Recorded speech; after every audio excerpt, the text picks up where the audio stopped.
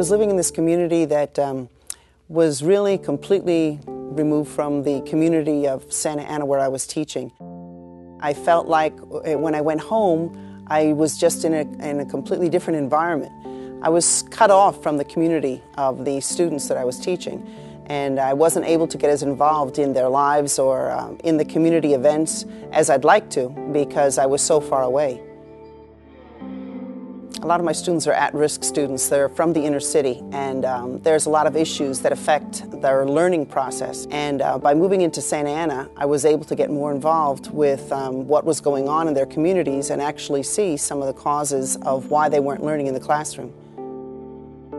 Many of my students come from a one-parent home. Kids a lot of times are on their own until their parents come home. This is when they have the temptation then to join gangs or are picked up by drug dealers that want to sell them drugs to help them cope with a lot of it that's just pain that they live day-to-day basis.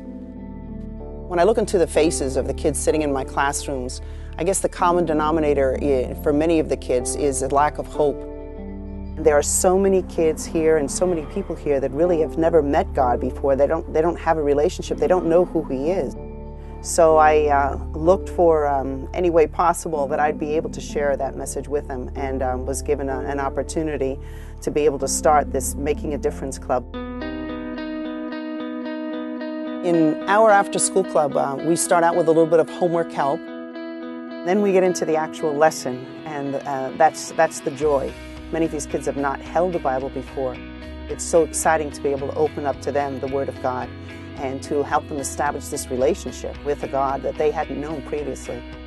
We're able to inject hope and show these kids that they are important, that they are created uniquely, that there's a God that loves them, and He has a plan for their future. What this community really needs is the power of presence, just somebody being there for them. Many times they're going through life alone, and what they need is for people to take part in their daily lives. I like to think about Jesus going out into the street, and that's where He was, with the people who most needed them. Well, these are kids that really have never felt this touch up to this moment. And I see kids that didn't have hope before, they have that hope now. And it's a powerful thing just to bring them the Word of God and see how that changes their life.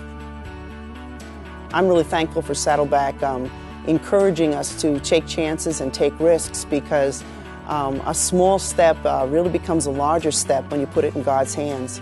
And He's made a lot of differences in a lot of lives.